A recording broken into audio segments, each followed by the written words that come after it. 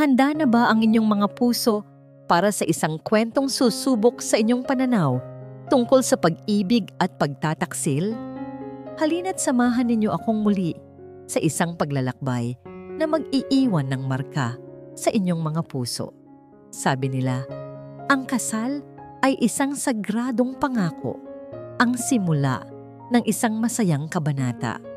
Pero paano kung ang mismong araw na pinakahihintay, ang araw na dapat ay puno ng pag-ibig, ay siya palang magiging simula ng isang bangungot na yayanig sa buong mong pagkatao?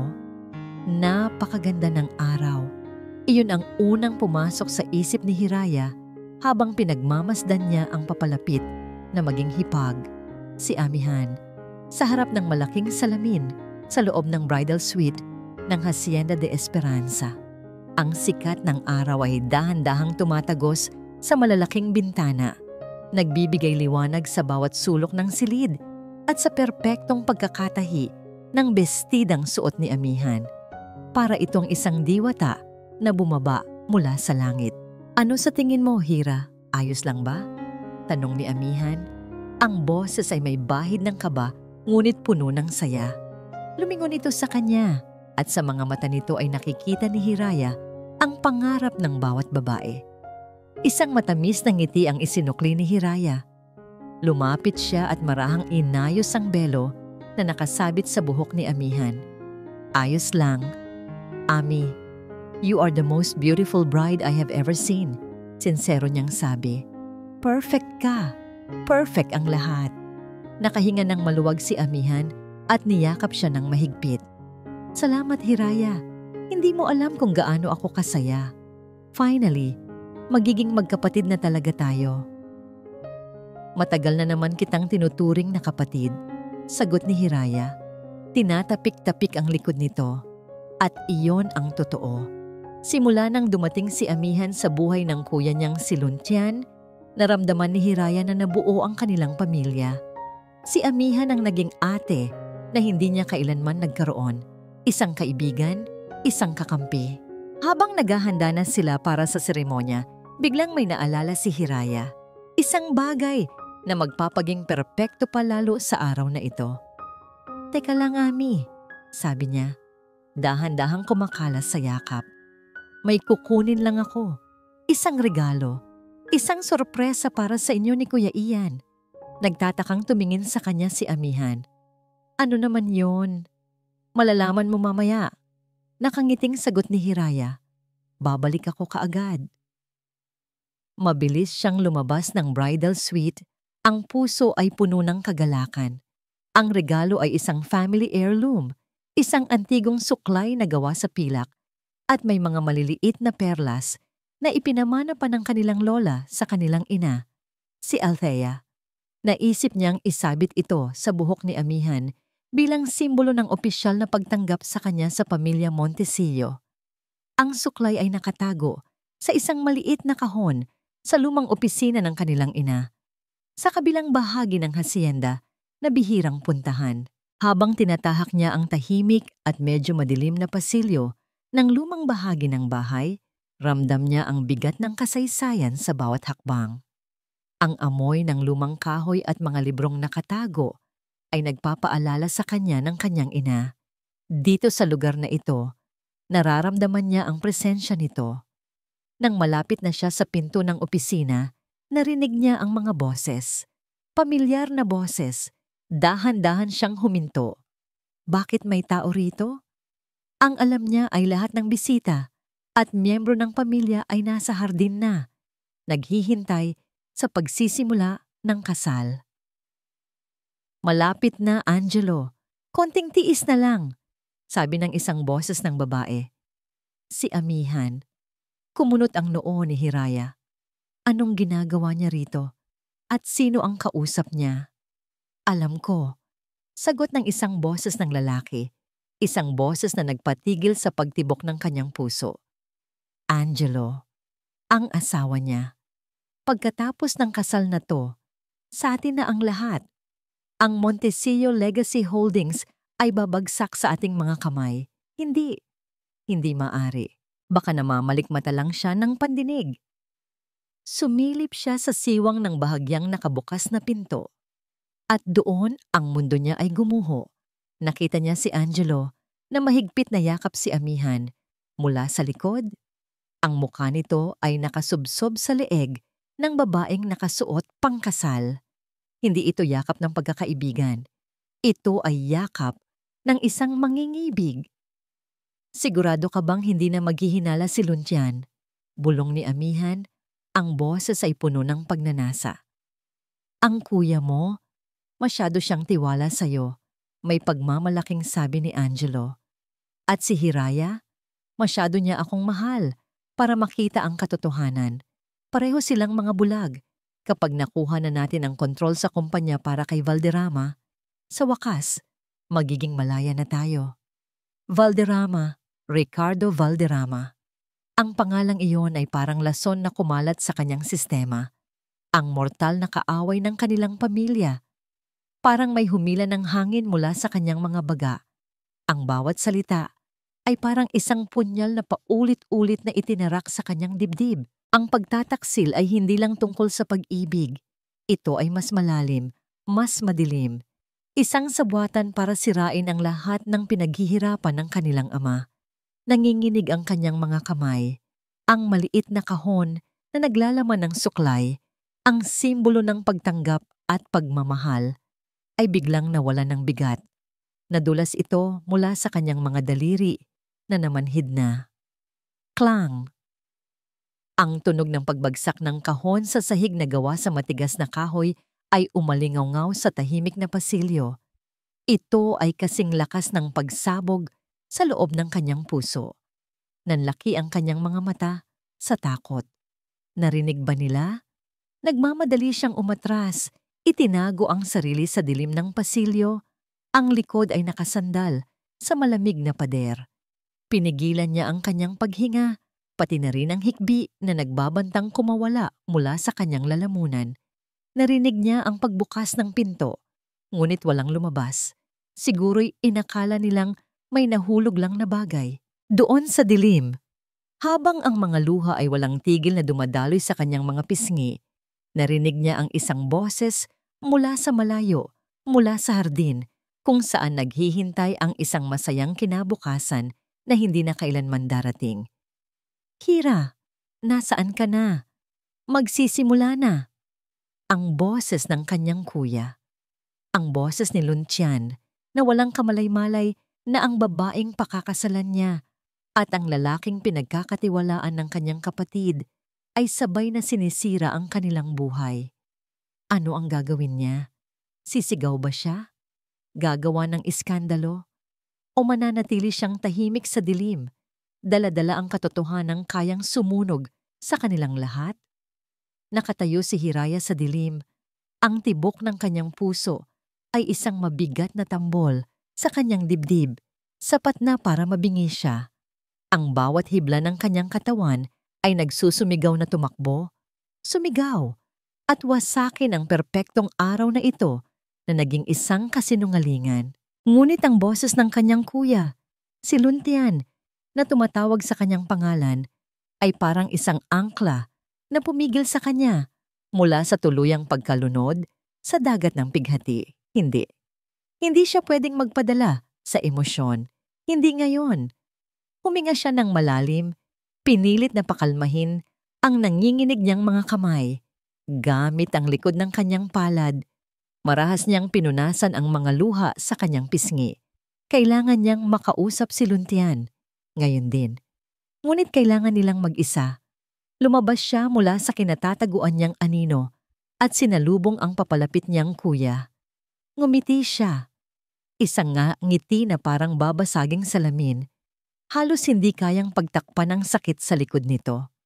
Hira, kanina pa kita hinahanap. Ayos ka lang ba? Namumutla ka. Nag-aalalang tanong ni Luntyan.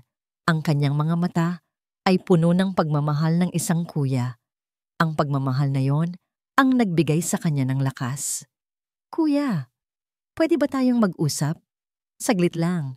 May kailangan akong sabihin sa'yo. Importante. Kumunot ang noo ni Luntyan. Nakita ang panginginig sa boses ng kapatid. Tungkol saan? Magsisimula na ang seremonya. Tungkol ito sa regalo ko sana. Kay Inay. Idinahilan niya. Ang mga salita ay halos hindi lumabas. Sa lumang library. Halika. Kahit na nagtataka, sumunod si Luntian. Ang pagbanggit sa kanilang ina ay sapat na para malaman niyang seryoso ito. Pumasok sila sa maliit at maalikabok na library at sa sandaling isinara ni Luntian ang mabigat na pinto na gawa sa nara, doon na bumigay si Hiraya. Ang mga luhang kanina pa niya pinipigilan ay bumuhos na parang sirang dam. Napahagulhol siya. Ang katawan ay nanginginig sa tindi ng sakit. Hiraya, anong nangyayari? Gulat na tanong ni Luntian, hinawakan siya sa magkabilang balikat. Sa pagitan ng mga hikbi, sinabi niya ang lahat. Ang bawat salita ay parang lason na iniluluwa niya. Sinabi niya ang tungkol sa naririnig niya. Ang pag-amin ni Angelo at Amihan, ang kanilang relasyon, ang kanilang plano para sa kumpanya, at ang pagbanggit sa pangalan ni Ricardo Valderrama. Sa bawat salitang binitawan ni Hiraya, unti-unting nagbago ang ekspresyon sa mukha ni Luntian. Ang pag-aalala ay napalitan ng pagkalito, pagkatapos ay nang hindi paniniwala. At sa huli, ng isang nakapapasong galit na hindi pa kailanman nakita ni Hiraya sa kanyang kuya. Ang kanyang mga mata, na kanina lang ay puno ng pagmamahal, ngayon ay nag-aapoy. Binitawan niya ang balikat ni Hiraya at ang kanyang mga kamao ay kumuyom sa kanyang tagiliran. Saan sila? Ang tanging sinabi niya, ang boses ay mababa at puno ng panganib. Kuya, teka, saan sila, Hiraya? Sigaw niya at sa unang pagkakataon, nakaramdam ng takot si Hiraya sa sarili niyang kapatid. Lumingon ito at akmang lalabas ng pinto. Mabilis na kumilos si Hiraya. Sa kabila ng panlalambot ng kanyang mga tuhod, hinarangan niya ang daan ni Luntian. Itinulak ang dibdib nito gamit ang lahat ng kanyang lakas. Huwag, kuya. Huwag kang gagawa ng iskandalo. Anong huwag? Narinig mo ba ang sinabi mo? Pinagtaksilan nila tayo. Niloloko nila tayo sa harap ng lahat. Sigaw ni Luntian, pilit na gumigilid. At kapag sumugod ka doon ngayon, sila ang mananalo. Sigaw pabalik ni Hiraya. Ang boses ay basag, ngunit puno ng isang bagong tuklas na determinasyon. Iyon ang gusto nila, ang guluhin ang lahat. Isipin mo, kuya, hindi lang ito tungkol sa atin. Ito ay tungkol sa kumpanya, kay Papa, sa legacy ng pamilya natin. Si Valderrama, sangkot siya. Ang pagbanggit sa pangalan ni Valderrama ang nagpatigil kay Luntian. Napahinto siya. Ang kanyang paghinga ay mabigat. Tumingin siya sa kanyang kapatid at sa mga mata ni Hiraya na puno ng luha. Nakita niya hindi lang ang sakit, kundi ang katwiran. Napagtanto niya, ito ay mas malaki kaysa sa isang simpleng pagtataksil. Ito ay isang planadong pag-atake. Isang ahas na matagal na nilang inalagaan sa loob ng kanilang pamamahay. Dahan-dahan siyang umatras mula sa pinto. Naglakad-lakad siya sa loob ng silid. Ang kanyang isip ay nagpoproseso ng lahat. Ang galit ay naroon pa rin. Ngunit ngayon ay nababalutan na ito ng isang malamig at matalas na layunin. Huminto siya sa harap ni Hiraya. Tama ka, sabi niya. Ang boses ay kalmado na ngayon, ngunit mas nakakatakot ang kalamigang yon. Hindi natin sila pwedeng bigyan ng satisfaksyon na makita tayong wasak. Tumingin sila sa isa't isa, ang kapatid na babaeng wasak ang puso at ang kapatid na lalaking pinagtaksilan. Sa katahimikan ng lumang library, isang kasunduan ang nabuo ng walang salita. Isang kasunduan na isinulat sa sakit at selyado ng uhaw para sa hustisya. Itutuloy natin ang kasal, deklara ni Luntian. Ang kanyang mga mata ay nakatitig sa kawalan. Napatingin si Hiraya sa kanya, hindi makapaniwala. Ano? Ang kasal ay magpapatuloy. Ulit niya, ngayon ay nakatingin na ng diretso sa mga mata ni Hiraya. Ibibigay natin sa kanila ang palabas na gusto nila. Ngingiti tayo, sasayaw tayo, at habang ginagawa natin yon, gagawin nating isang bitag ang mismong selebrasyong ito. Tumingin siya sa kapatid. Isang madilim na determinasyon ang pumuno sa kanyang mukha. Magbabayad sila, Hiraya. Magbabayad silang lahat. Pero gagawin natin ito sa paraang hindi nila malilimutan. Ito ang magiging kasal nila, oo, pero ito rin ang magiging katapusan nila. Pinunasan ni Hiraya ang huling bakas ng luha sa kanyang mukha. Tumango siya. Ang takot at pighati sa kanyang puso ay napalitan na ng isang matigas na determinasyon. Magkasama sila sa laban na ito. Inayos nila ang kanilang mga sarili. Inayos ni Luntian ang kanyang suit. Inayos ni Hiraya ang kanyang buhok. Nag-practice silang ngumiti sa harap ng isang madilim na bintana. Ang kanilang mga refleksyon ay nagpakita ng dalawang taong perpekto sa labas, ngunit basag na basag sa loob. Sabay silang lumabas ng library, dala-dala ang isang madilim na sikreto, at bumalik sa selebrasyon na para bang walang nangyari. Nang maglakad si Luntian patungo sa altar, lahat ng mata ay nasa kanya. Ngumiti siya sa mga bisita, sa kanyang mga magulang. Ngunit nang tumayo na siya sa harap ni Amihan, na nakangiti sa kanya ng buong tamis, ang kanyang mga mata ay naging kasing lamig ng yelo. Nagsimula ang seremonya nang tanungin na ng pari. Luntian Montesillo, tinatanggap mo ba si Amihan Rosales bilang iyong kabiyak sa hirap at ginhawa? Nagkaroon ng isang saglit na katahimikan. Isang katahimikan na parang tumagal ng 1 taon. Tinitigan ni Luntian si Amihan ng diretso sa mga mata. Isang tingin na nangangako ng lahat ng hindi pa nito alam. Pagkatapos, isang ngiti ang sumilay sa kanyang mga labi. Isang perpekto at nakakakumbinsing na ngiti. Oo, padre, sagot niya, malinaw at matatag. Tinatanggap ko siya. Ang palakpakan ng mga bisita ay parang isang alingaw-ngaw mula sa ibang mundo. Habang iginagawad ko ang isang halik sa pisngi ni Amihan, matapos ang seremonya, ang lahat ng nakikita ko ay ang imahe niya sa yakap ni Angelo. Ang bango ng kanyang pabango na dati hinahanap-hanap ko, ngayon ay parang lason na sumasakal sa akin. Ngunit ngumiti ako. Isang ngiti na kasing lapad at kasing peke ng entabladong kinatatayuan namin. Mula sa kinauupuan namin sa presidential table, tanaw ko ang kapatid kong si Hiraya. Nakaupo siya sa tabi ng asawa niyang si Angelo. Ang kanyang mukha ay isang perpektong maskara ng kalmadong pagbati. Walang sino man, maliban sa akin, ang makakakita sa bahagyang panginginig ng kanyang mga kamay habang hawak niya ang kanyang baso ng tubig. Walang sino man ang makakakita sa sakit sa likod ng kanyang mga matang walang emosyon. Isang tingin lang sa pagitan naming dalawa ay sapat na. Alam namin ang aming gagawin. Nagsimula ang tugtog para sa unang sayaw. Tumayo ako at inilahad ang aking kamay kay Amihan. Mahal ko, sabi ko. Ang mga salita ay parang abo sa aking dila. Luntian, sagot niya. Ang kanyang mga mata ay nagniningning. Sa paningin ng lahat, kami ang pinakamasayang mag-asawa sa buong mundo.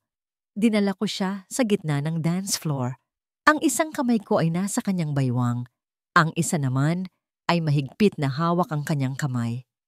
Nagsimula kaming umindak sa saliw ng isang mabagal na awitin.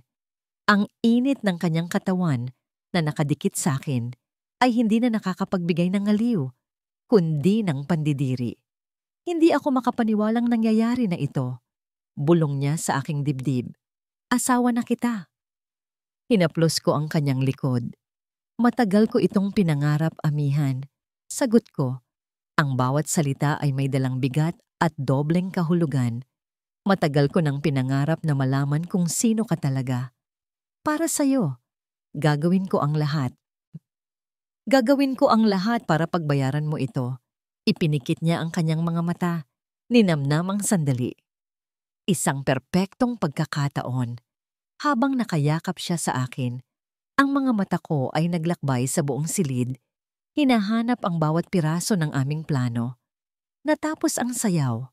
Nagpalakpakan muli ang mga tao. Ngumiti ako, hinalikan siya sa noo, at inihatid siya pabalik sa aming mesa. Habang paupo siya, maingat niyang inilapag ang kanyang clutch bag sa tabi ng kanyang plato. Ito na ang hudyat. Nagpaalam ako saglit.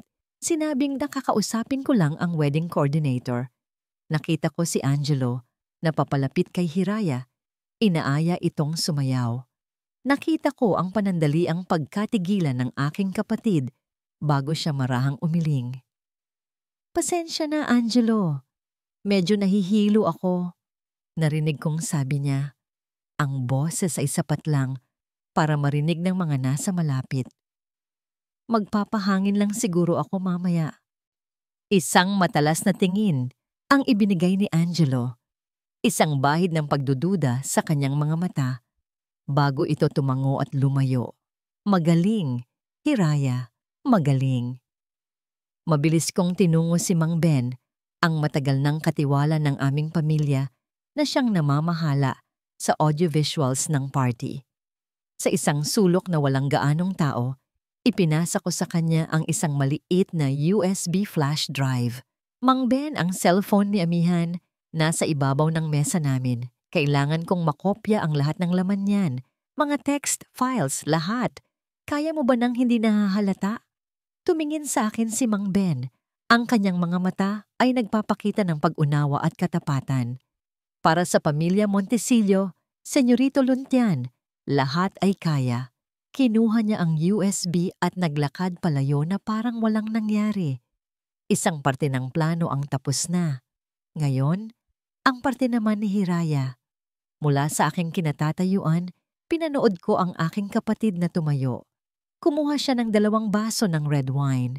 Dahan-dahan siyang naglakad patungo sa direksyon ni Angelo na kasalukuyang nakikipag-usap sa ilang mga bisita. At nang nasa harap na niya ito, bahagya siyang napatid. Ang red wine ay tumapon, hindi sa sahig, kundi sa malinis at puting-puting suit ni Angelo. Oh my God! Angelo, I'm so sorry. Sigaw ni Hiraya. Ang kanyang boses ay puno ng pagkataranta. Lahat ng mata ay napunta sa kanila. Ang mukha ni Angelo ay nagpakita ng iritasyon. Ano ba, Hiraya? Ingat ka naman. Sorry talaga. Hindi ko sinasadya. Halika. Sa loob. Sa lumang kwarto. May mga tuwalya doon para mapunasan mo yan kaagad. Mabilis na sabi ni Hiraya, hinihila si Angelo palayo sa mga bisita. Ang kwartong tinutukoy niya ay ang isa sa mga silid sa lumang bahagi ng hasyenda. Isang silid kung saan, kaninang umaga lang, ay personal kong ikinabit ang isang maliit na kamera na nakatago sa isang flower arrangement. Sinundan sila ng aking mga mata hanggang sa mawala sila sa isang pasilyo. Ang plano ay gumagana ng perpekto. Ilang minuto ang lumipas. Bumalik si Hiraya, ang mukha ay nagpapakita pa rin ng pag-aalala. Maya-maya, lumabas na rin si Angelo. Ang mantsa sa kanyang damit ay medyo nabawasan na, ngunit ang inis sa kanyang mukha ay kitang-kita pa rin. Ngunit may biglang nagbago. Huminto si Angelo sa gitna ng paglalakad. Kinuha niya ang kanyang cellphone mula sa bulsa. Tila may naramdaman siyang pag-vibrate. Tumingin siya sa screen. Mula sa malayo, nakita ko kung paano naglaho ang kulay sa kanyang mukha. Ang inis ay napalitan ng gulat. At pagkatapos, ng purong takot. Nanlaki ang kanyang mga mata habang mabilis niyang inililibot ang kanyang tingin sa buong paligid, bawat sulok ng reception hall, na para bang hinahanap niya ang isang multo. Nakatanggap siya ng isang text. Isang text mula sa isang numerong hindi pamilyar sa kanya. Isang text na misiksi na may simpleng mensahe. Nandito si Ricardo Valderrama. Ang pagkatakot sa mukha ni Angelo ay isang maliit na tagumpay para sa akin. Habang pinagmamasdan ko siya mula sa aking kinauupuan, nakita ko kung paano niya pa simpleng sinubukan na hanapin ang nagpadala ng mensahe. Ang kanyang pag-aalala ay isang laso na dahan-dahang kumakalat. At ako, sa kabila ng sakit sa aking puso, ay nakaramdam ng isang malamig na satisfaksyon. Ang text message na yon na ipinadala mula sa isang burner phone na binili ni Lucian kaninang umaga lang ay ang aming unang atake. Isang babala na alam namin ang higit pa sa inaakala nila. Ngunit ang aming palabas ay biglang natigil. Ang masayang tugtugan ay tila humina. Ang tawanan ng mga bisita ay unti-unting napawi. Isang kakaibang katahimikan ang bumalot sa buong hardin. At lahat ng mga ulo ay sabay-sabay na lumingon sa iisang direksyon, ang grand entrance ng hacienda. Doon, nakatayo ang isang anino mula sa aming nakaraan. Si Ricardo Valderrama. Nakatayo siya roon, suot ang isang mamahaling itim na suit na tila mas nababagay sa isang burol kaysa sa isang kasalan. Sa kanyang mga labi ay may isang nangiti. Isang ngiti na hindi umaabot sa kanyang mga mata, na kasing lamig at kasing tulis ng yelo. Ang kanyang presensya ay parang isang bagyo na nagbabantang sirain ang pekeng kapayapaan ng selebrasyon. Siya ay isang panauhin na walang imbitasyon. Nakita kong nanigas si Kuya Lucian sa tabi ng kanyang bagong asawa, ngunit mabilis siyang nakabawi. Tumayo siya, inayos ang kanyang suit at nilapitan ang hindi inaasahang bisita. Ang kanyang mukha ay kalmado, ngunit alam ko ang apoy na nag-aalab sa loob niya.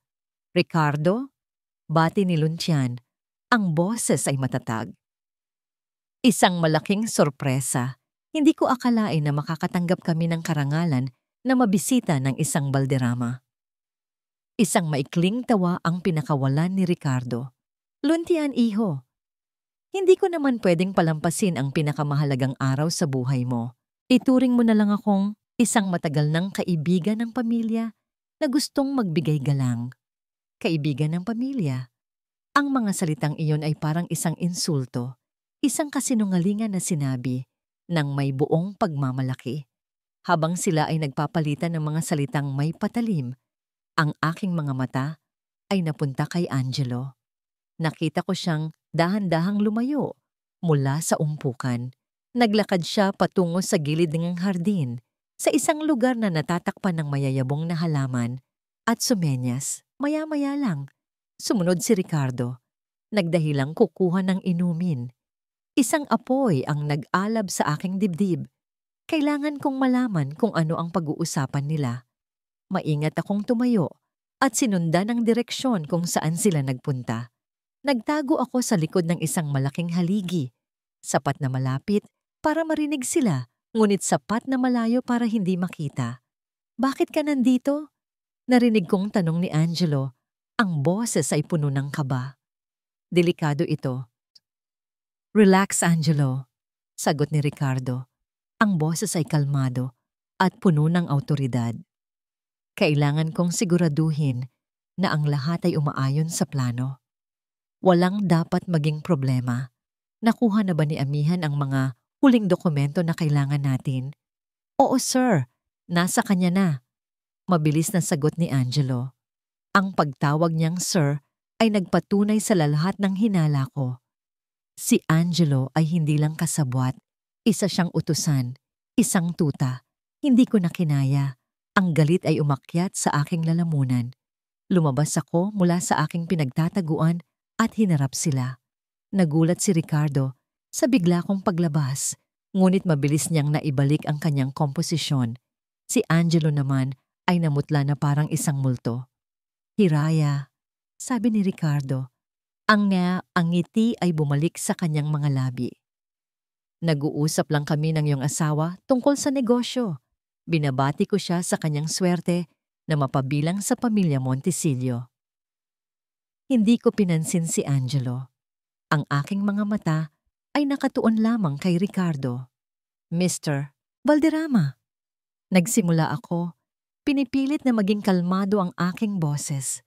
Madalas kong naririnig ang pangalan ninyo mula kay Papa nung nabubuhay pa siya. Lagi kong iniisip kung ano ba talaga ang nangyari sa pagitan ninyo. Isang kislap ng interes ang dumaan sa mga mata ni Ricardo. Ang iyong ama, sabi niya. Dahan-dahan, siya ay isang magaling na tao. Ngunit minsan, kahit ang magagaling na tao ay nakakagawa ng mga maling desisyon. Anong ibig ninyong sabihin? Tanong ko. Ang alam ng lahat ay ako ang nagtaksil sa kanya. Patuloy ni Ricardo na para bang nagkwekwento lang sa isang bata.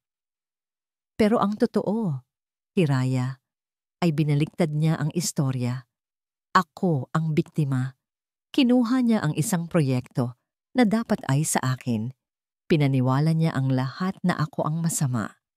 Nawala sa akin ang lahat dahil sa kanya. Ang kanyang mga salita ay binitawan ng may kasamang bigat ng isang matagal nang sama ng loob. Isang bersyon ng kwento na hindi ko pa kailanman narinig. Isang kasinungalingan na napakakumbinsing pakinggan. Alam kong nagsisinungaling siya.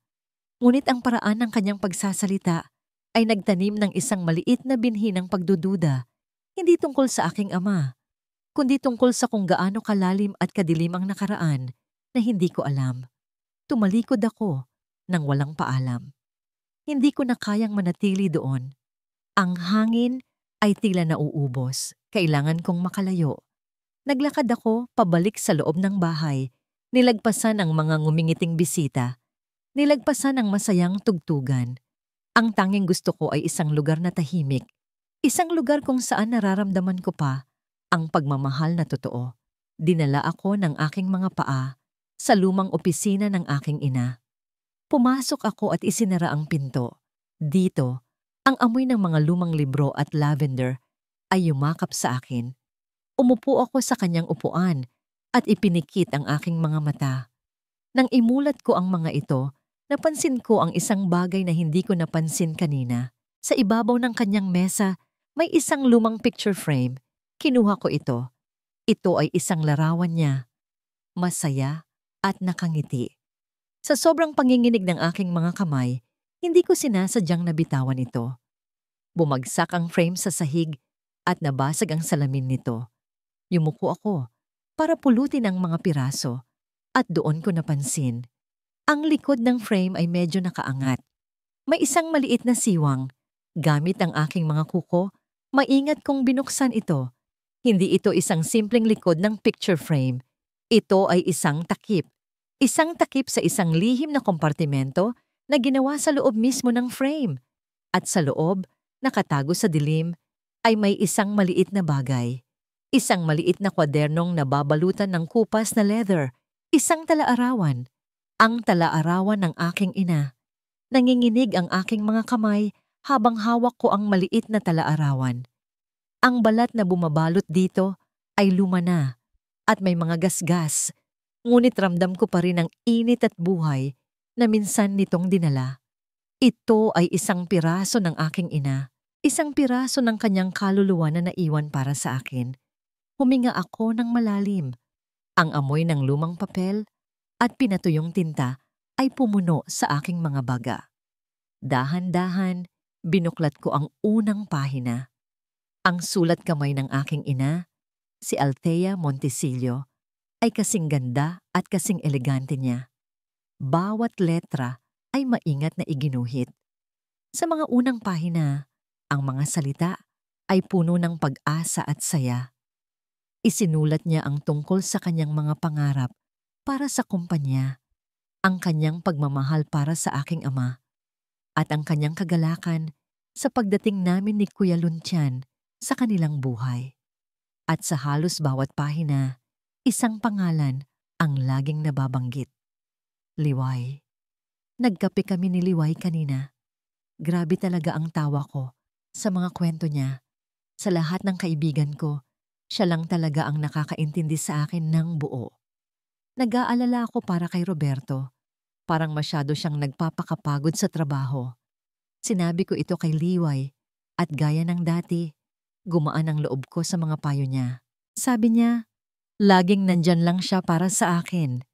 Si Liway, ang kanyang matalik na kaibigan, ang kanyang kakampi.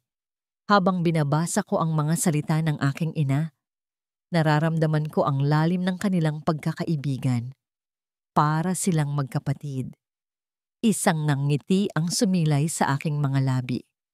Sa gitna ng lahat ng kasinungalingan, may isang bagay na totoo at dalisay akong natagpuan. Ngunit habang lumilipat ako sa mga huling bahagi ng talaarawan, unti-unting nagbago ang tono. Ang masayang pagsasalaysay ay napalitan ng pag-aalala. Ang mga sulat ay naging mas maikli, na para bang isinulat ng patago at nagmamadali. May kakaiba sa mga kilos ni Ricardo Valderrama. Masyado siya nang malapit kay Roberto ngayon. Pero may pakiramdam akong hindi maganda. May mga dokumentong ipinapapirma sa kanya na hindi ko gusto ang laman. Sinubukan kong kausapin si Roberto, pero sabi niya ay masyado lang daw akong nag-iisip. Kumuyom ang aking kamao. Ito na. Nagsisimula na. Binilisan ko ang paglipat ng mga pahina. Ang bawat salita ay nagiging mas mabigat, mas mapanganib. Hindi ako pwedeng magkamali. Narinig ko si Ricardo na may kausap sa telepono kanina sa opisina.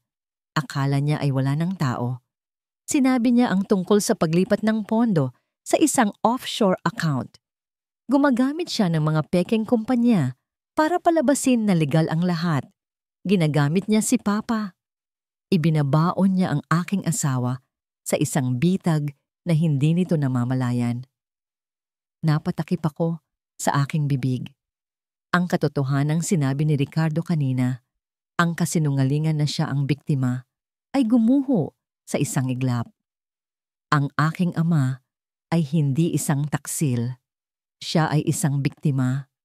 At ang aking ina, alam niya ang lahat. At pagkatapos, narating ko ang huling pahina. Ang huling isinulat niya. Ang sulat kamay ay magulo, nanginginig, na para bang isinulat ng isang taong hinahabol ng takot. Ang petsa na nakasulat sa itaas ng pahina ay parang isang punyal na tumusok sa aking puso. Ito ang araw kung kailan siya naaksidente. May ebidensya na ako. Isang tape recording ng pag-uusap nila. Kailangan kong makita si Liway. Alam kong tutulungan niya ako. Magkikita kami sa dati naming tagpuan. Iyon na. Wala nang kasunod. Iyon na ang huling mga salita niya. Isang mensahe ng desperasyon at isang sinag ng pag-asa na nakasentro sa isang pangalan. Liway. Isinara ko ang talaarawan. Ang aking puso ay bumibigat sa bawat paghinga. Ang pagkamatay niya ay hindi isang aksidente. Pinatay siya. Pinatahimik siya dahil sa kanyang nalalaman. At ang ebidensya, nasaan na kaya iyon ngayon? Liway. Liway. Liway. Ang pangalan ay paulit-ulit na umalingaw-ngaw sa aking isipan. Sino si Liway? Bakit hindi ko siya maalala? Bakit hindi siya nababanggit ni Papa pagkatapos mamatay ni Mama? Isang ideya ang biglang pumasok sa aking isip. Mga litrato.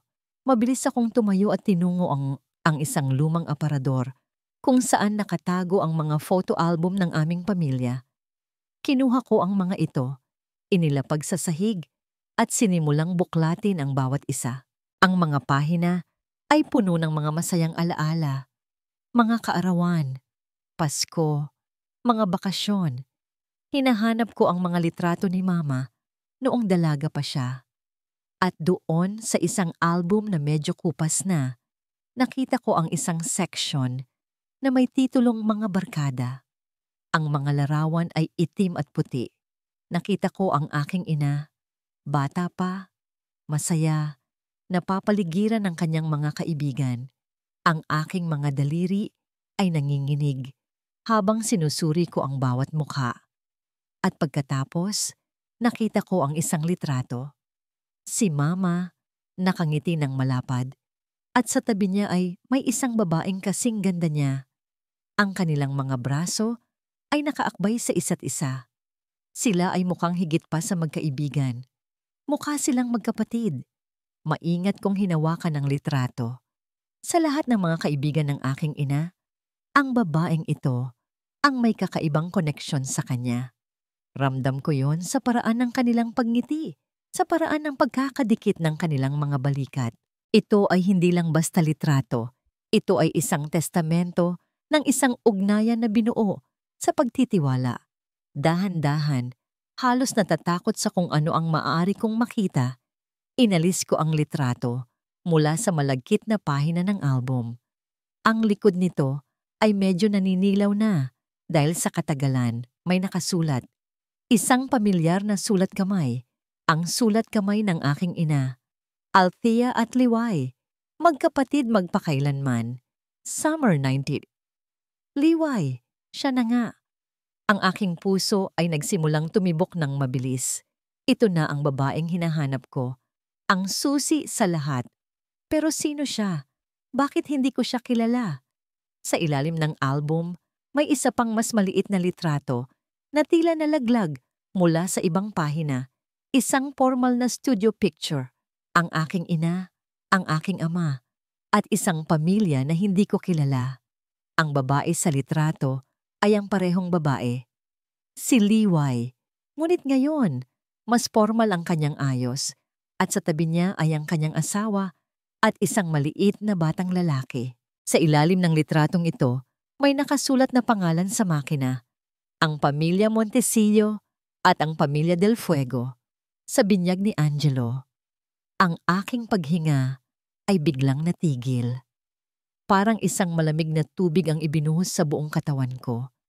Binasa ko ulit ang mga pangalan. Umaasang nagkamali lang ako ng basa. Pamilya Del Fuego. Sa binyag ni Angelo. Ang mundo ay tila gumuho sa aking paanan sa pangalawang pagkakataon sa araw na yon. Si Liway, ang matalik na kaibigan ng aking ina. Ang taong pinagkakatiwalaan niya ng buong buo. Ang huling taong sana ay makakatulong sa kanya ay walang iba kundi si Liwayway Del Fuego. Ang ina ni Angelo. Ang ina ng lalaking nagtaksil sa akin. Ang ina ng lalaking kasabwat ni Ricardo Valderrama sa pagpapabagsak sa aming pamilya. Isang nakabibinging katahimikan ang bumalot sa silid. Ang tanging naririnig ko ay ang mabilis at malakas na pagkabog ng aking dibdib. Ang lahat ng piraso ng puzzle ay nagsimulang magkabit-kabit sa aking isipan, ngunit ang nabubuong imahe ay isang bangungot.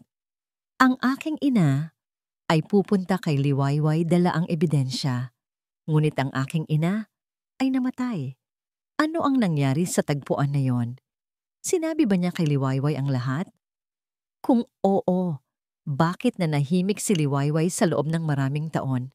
Isa lang ba siyang biktima na natakot o bahagi rin ba siya nito? Ang kanyang sariling anak ay nasa panig ng kaaway. Posible bang ang pagkakaibigan nila ng aking ina ay isa ring malaking kasinungalingan? Ang tala-arawan sa aking kamay ay biglang naging napakabigat. Ang dapat sanang magiging sagot sa aking mga tanong ay nagdala lamang ng mas marami at mas mapanganib na katanungan. Hawak ko ang isang sikreto na kayang magwasak hindi lang ng isang kasal, kundi ng dalawang pamilya. At ngayon, natuklasan ko na ang tanging taong maaaring maging pinakamalaki kong kakampi ay siya ring ina ng pinakamalaki kong kalaban. Saan ako pupunta mula rito? Kanino ako magtitiwala sa isang mundong puno ng mga anino at pagtataksil? Ang bawat ngiti na ibinibigay ko sa mga bisita ay parang isang pisikal na pasakit. Ang bawat pagbati ng congratulations ay isang insulto. Nakaupo ako sa tabi ni Amihan. Ang babaeng ilang oras pa lang ang nakalipas ay opisyal ng naging asawa ko at ang tanging naiisip ko lang ay kung paano ko tatanggalin ang pekeng ngiti sa aking mukha. Kailangan kong makaalis. Kailangan kong makita ang laman ng USB na hawak na ngayon ni Mang Ben. Pagkatapos ng isa pang walang katuturang pag-uusap sa isang pinsan na ngayon ko lang ulit nakita, tumayo ako. Mahal, kukuha lang ako ng hangin sa labas.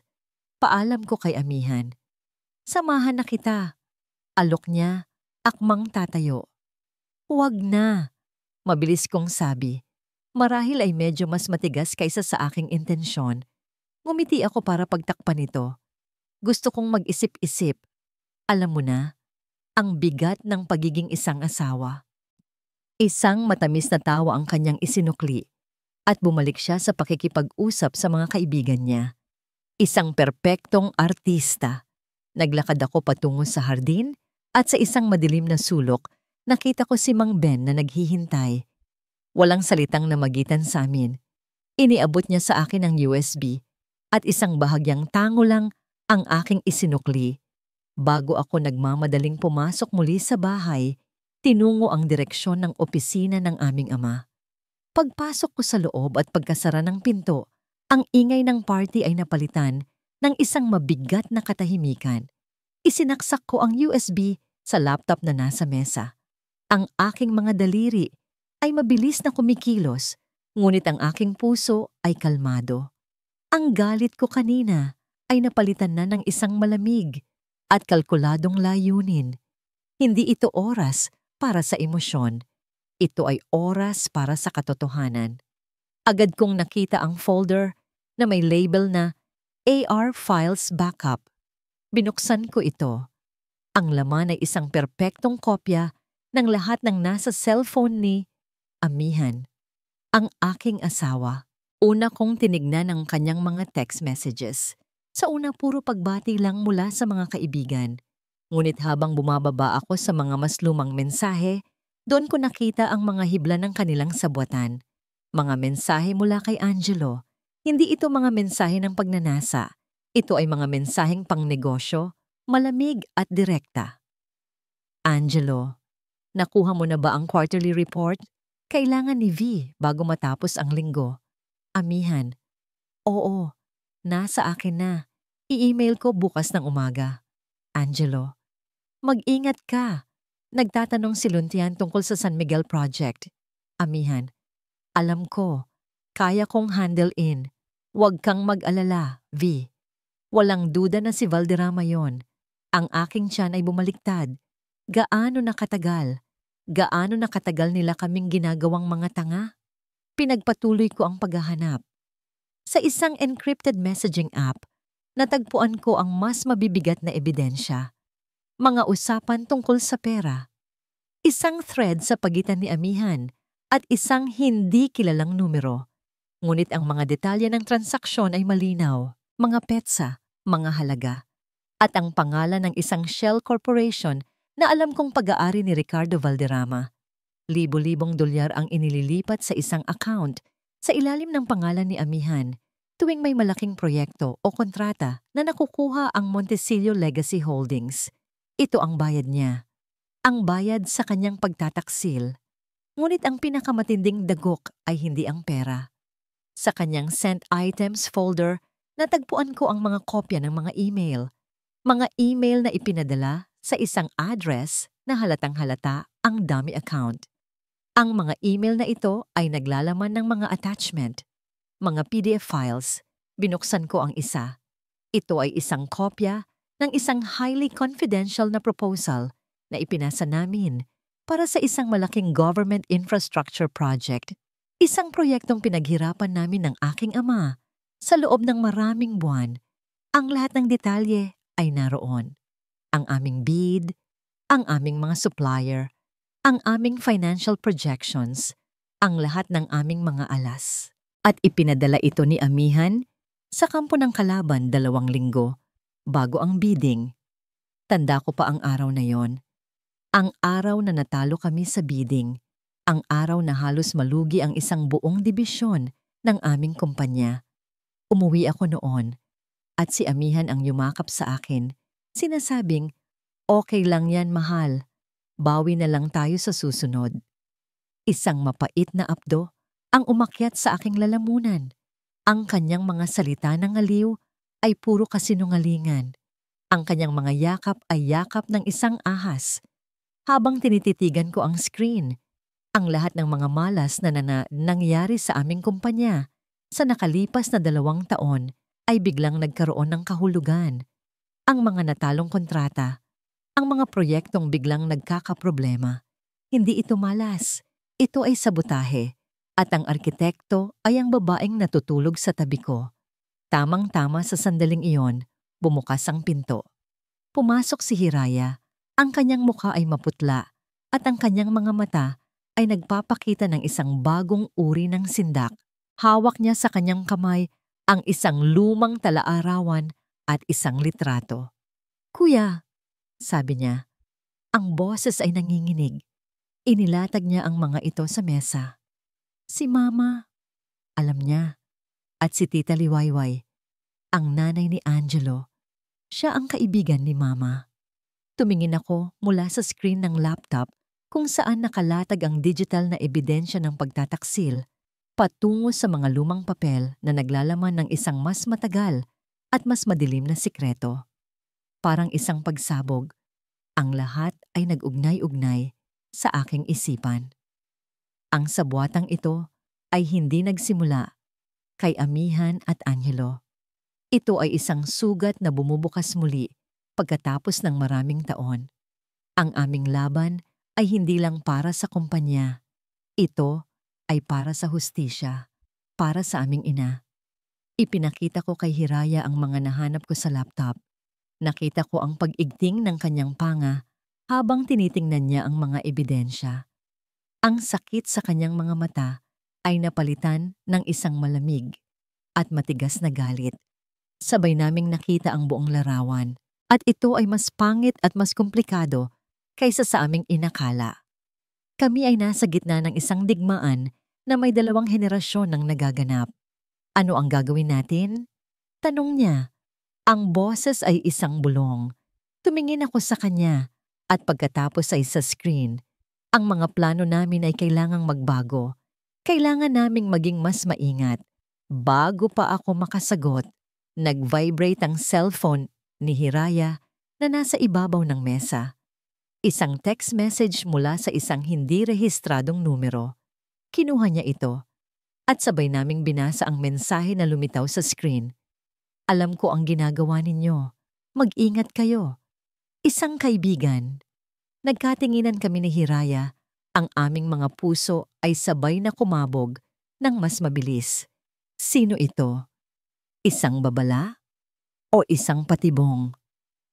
Sa larong ito ng mga anino, hindi na namin alam kung sino ang kakampi at sino ang kalaban. Ang text message ay parang isang multo sa screen ng aking cellphone. Isang kaibigan. Sino? At bakit kami binabalaan?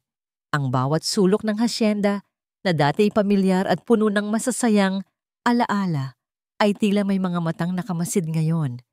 Ang hangin ay naging mabigat, puno ng mga lihim na hindi masabi. Hindi ko na kinaya ang pagiging kulong sa opisina. Kailangan ko ng hangin. Kailangan kong makalayo sa ingay ng pekeng selebrasyon. Nagpaalam ako kay Kuya Luntian. Sinabing babalik din ako kaagad. At lumabas ako patungo sa pinakaliblib na bahagi ng hardin, malapit sa lumang fountain na paboritong lugar ni Mama. Dito, ang musika mula sa party ay mahina na lang. Ang tanging naririnig ko ay ang lagaslas ng tubig at ang sarili kong mabigat na paghinga. Umupo ako sa isang batong bangko. Hawak-hawak pa rin ang talaarawan. Ang bigat nito ay parang bigat ng buong mundo. Liwayway del Fuego. Ang pangalan ay paulit-ulit na umiikot sa aking isipan. Isa ba siyang biktima? O isa siyang traidor, katulad ng kanyang anak? Ang hindi pagkakaalam, ang mas masakit. Hiraya. Isang boses mula sa likuran ko ang nagpatindig ng aking mga balahibo. Isang boses na pamilyar, mahinahon, ngunit sa sandaling iyon ay nagdala ng panganib. Dahan-dahan akong lumingon. Mula sa anino ng isang malaking puno ng akasya, lumabas si Ginang Liwayway del Fuego. Nakatayo siya roon. Ang kanyang eleganteng damit ay tila hindi nababagay sa dilim ng gabi. Ang kanyang mukha ay seryoso, walang bakas ng anumang emosyon. Hindi siya ang masayahing Tita Liwayway na nakikita ko sa mga social gatherings. Ito ay ibang tao. Automatiko akong tumayo. Ang aking katawan ay naging alerto. Inipit ko ang talaarawan sa aking tagiliran. Ginang del Fuego, sabi ko. Pinipilit na maging matatag ang aking boses. Hiraya, kailangan nating mag-usap. Sabi niya, humakbang palapit. Umatras ako. Wala po tayong dapat pag-usapan. Ang aking isip ay sumisigaw. Nandito siya para protektahan si Angelo. Nandito siya para patahimikin ako. Kung nandito po kayo, para ipagtanggol ang ginawa ng anak ninyo. Hindi! Putol niya sa akin. At sa isang salitang iyon, narinig ko ang isang bagay na hindi ko inaasahan. Isang basag sa kanyang kalmadong boses. Tumingin ako sa kanyang mga mata. At doon, sa ilalim ng malamlam na ilaw ng buwan, nakita ko ang mga luhang namumuo. Matalik kong kaibigan si Althea. Sabi niya, ang boses ay nanginginig na. Higit pa sa kapatid ang turingan namin. Natigilan ako. Ito ang mga salitang nabasa ko sa tala-arawan. Bago siya namatay, patuloy ni Liwayway, ang mga luha ay nagsimula nang dumaloy sa kanyang mga pisngi. Tumawag siya sa akin. Sinabi niyang may ebidensya siya laban kay Ricardo. Sinabi niyang magkita kami. Pero tinakot ako ni Ricardo, Hiray. Tinakot niya ang pamilya ko, ang buhay ni Angelo. Sinabi niya sa akin na kung magsasalita ako, kung tutulungan ko si Althea, mawawala sa akin ang lahat. Ang kanyang mga salita ay parang mga alon na humahampas sa aking pagkatao. Ang bawat kasinungalingang itinayo ko sa aking isipan tungkol sa kanya ay unti-unting gumuho. Kaya nanahimik ako, hagulhol niya. At sa loob ng 20 taon, dinala ko ang bigat ng pagsisisi. Pinanood ko si Ricardo na umunlad mula sa mga ninakaw niya sa pamilya ninyo. Pinanood ko siyang sirain ang pangalan ng asawa ko. At ang pinakamasakit sa lahat, pinanood ko siyang gamitin ang sarili kong anak. Napatingin ako sa kanya, hindi makapaniwala. Alam ninyo ang tungkol kay Angelo at Amihan? Tumango si Liwayway, pinupunasan ang kanyang mga luha. Oo, alam ko ang lahat. At hinayaan ko. Ang kanyang pag-amin ay parang isang sampal. Hinayaan ko siyang malapit kay Ricardo. Hinayaan ko siyang maging kasangkapan sa mga plano niya. Dahil iyon lang ang tanging paraan para manatili akong malapit sa kalaban. Iyon lang ang paraan para makakalap ako ng sarili kong ebidensya para hintayin ang tamang panahon na ibagsak siya. Isang sakripisyo, isang napakatagal na laro, isang ina na isinakripisyo ang reputasyon ng sarili niyang anak para sa hustisya ng kanyang matalik na kaibigan. Hiraya, sabi niya, at ngayon, ang kanyang mga mata ay puno na ng determinasyon. Kinuha niya ang aking kamay at ramdam ko ang panginginig nito. Mula sa kanyang bulsa, may kinuha siyang isang bagay na malamig at metal. Isang susi ng isang safe deposit box sa bangko.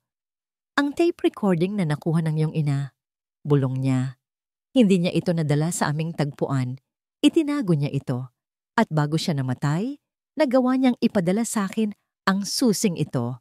Sa loob ng 20 taon, itinago ko ito. Hinihintay ko ang pagkakataon. Hinihintay kita. Inilagay niya ang susi sa aking palad at isinara ang aking mga daliri. Sa paligid nito, ang lamig ng metal ay parang isang kuryenteng gumising sa aking buong sistema. Ito na, ang pag-asa, ang sandata. Gawin mo ang nararapat, Hiraya, sabi ni Liwayway. Ang kanyang mga mata ay nagmamakaawa. Ibigay mo sa amin ang hustisya para sa nanay mo, para sa ating lahat. Bago pa ako makasagot, may narinig kaming mga yabag sa graba sa likuran namin. Sabay kaming lumingon. Nakatayo doon, ang kanyang mukha ay natatanglawan ng ilaw mula sa party. Ay si Angelo. Nakita niya kaming dalawa. Nakita niya ang kanyang ina na umiiyak. Hawak ang aking kamay. Ang kanyang mga mata ay lumipat mula sa akin patungo sa kanyang ina at pagkatapos ay pabalik sa akin. Ang pagkalito sa kanyang mukha ay mabilis na napalitan ng hinala. Ang kanyang mga kilay ay nagsalubong at isang madilim na anino ang bumalot sa kanyang buong anyo. Nakatitig ako sa screen ng laptop, ngunit ang aking isip ay wala roon. Ang mga numero at mga dokumento ay lumabo at naging isang walang kahulugang simbolo. Ang tanging malinaw sa aking isipan ay ang dalawang mukha ng aming kalaban.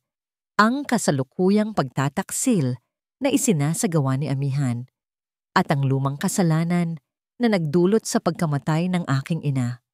Ang lahat ay konektado. Isang malaking web ng kasinungalingan. Bumukas ang pinto at pumasok si Hiraya. Ang kanyang paghinga ay mabilis at ang kanyang mga mata ay nanlalaki. Mabilis niyang isinara ang pinto sa kanyang likuran. "Kuya, si Tita Liwayway.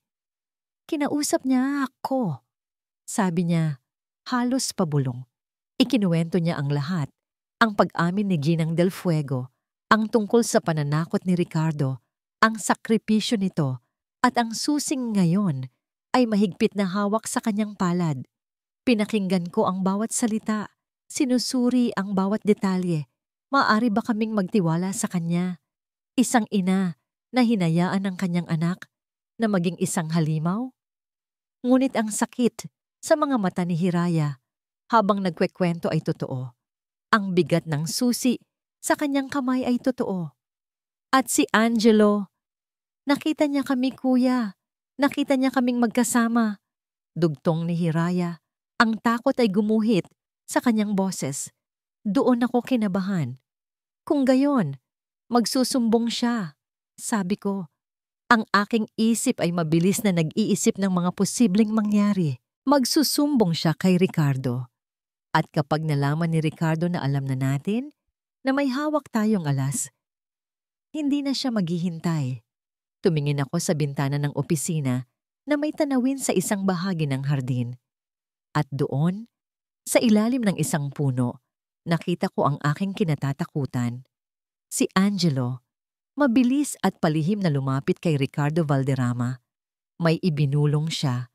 Nakita ko ang pagbabago sa mukha ni Ricardo. Ang pagkukunwaring kabaitan ay naglaho, napalitan ng isang malamig at mapanganib na ekspresyon. Isang malakas na kaba ang dumaloy sa aking sistema. Huli na kami. Sa sandaling iyon, tumunog ang aking cellphone. Isang ingay na bumasag sa katahimikan ng silid. Nakarehistro ang pangalan ni Atty. Morales, ang abogado ng aming pamilya. "Luntian, butit sinagot mo." Bati ng abogado, ang kanyang boses ay puno ng pagmamadali na hindi ko pa narinig sa kanya kailanman. "May problema. Isang malaking problema." "No yun, tito?" Tanong ko habang si Hiraya ay lumapit. Ang kanyang mga mata ay nakatuon sa akin. May nag-initiate ng emergency online board meeting. Ngayon din. At may nagbebenta ng malalaking volume ang stocks ng Montecillo Holdings. Pinababagsak nila ang presyo. This is a hostile takeover, Luntian. At ginagawa nila ito ngayon habang abala ang lahat sa kasal mo. Ang bawat salita ng abogado ay parang isang suntok sa aking sikmura. Ang aming pinakamasamang takot ay nangyayari na. Mas mabilis kaysa sa aming inaasahan. Sino ang tumawag ng meeting? Tanong ko, kahit alam ko na ang sagot. Ang grupo ni Valderrama. Ginamit nila ang shares na nakuha nila through shell corporations. Legal ang lahat sa papel. Kailangan nating kumilos. Kung hindi, sa pagtatapos ng gabing ito, wala na sa atin ang kumpanya. "I'll call you back," sabi ko at ibinaba ang tawag. Tumingin ako kay Hiraya. Nakita niya ang lahat sa aking mukha. "Kuya?" "Si Ricardo," sabi ko. Ang aking boses ay isang galit na bulong. Tinitira na niya tayo ngayon din. Mabilis kong kinuha ang aking cellphone at sinubukang tawagan ang mga miyembro ng board na alam kong tapat sa aming pamilya. Ang una kong tinawagan, si Mr. Elizalde, isang matandang kaibigan ng aming ama. Diretso sa voicemail. Ang pangalawa, si Mrs. Concepcion, ganoon din. Voicemail, isa-isa ko silang tinawagan. Lahat sila, walang sumasagot. Na-corner na nila kami. Plinano nila ito ng perpekto. Habang kami ay nakakulong sa selebrasyong ito, sila ay kumikilos sa labas. Napahampas ako sa mesa sa tindi ng aking frustrasyon. Ang laptop sa aking harapan ay nagpapakita ng real-time stock market data. At nakikita ko ito, ang pagbagsak. Ang pagdurugo ng legacy na ipinaglaban ng aming ama. Sa loob lang ng ilang oras, mawawala ang lahat.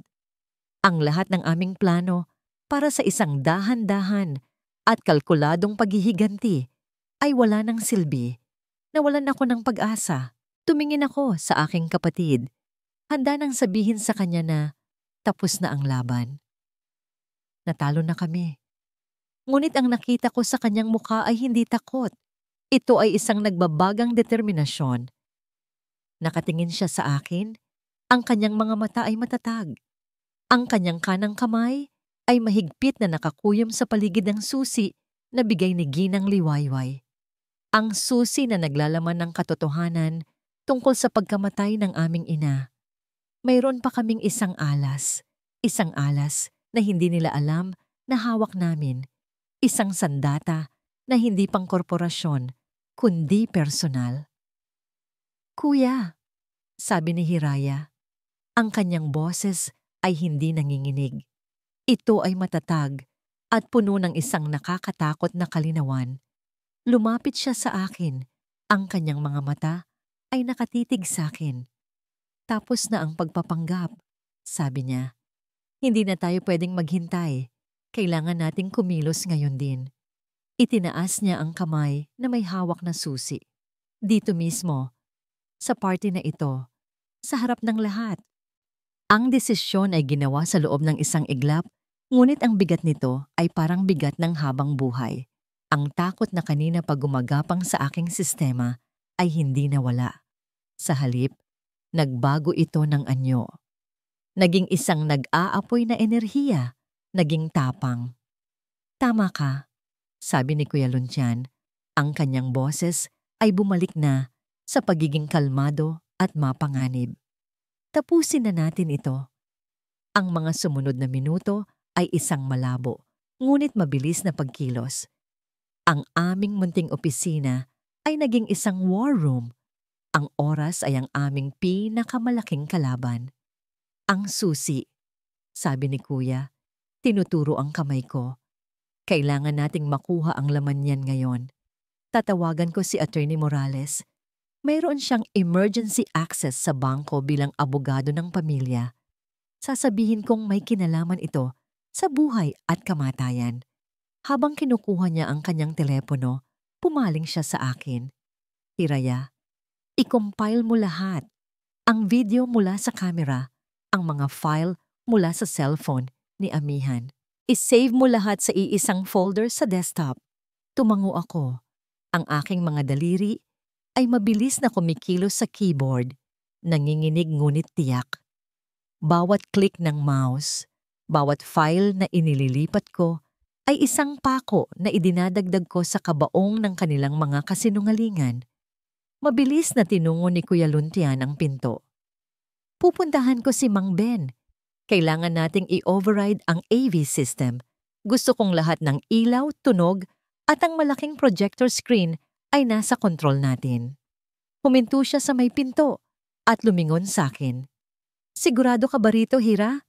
Kapag sinimulan natin ito, wala nang atrasan. Tumingin ako sa kanya at pagkatapos ay sa litrato ng aming ina na nasa ibabaw ng mesa. Mas sigurado pa ako rito kaysa sa anumang bagay sa buhay ko, Kuya.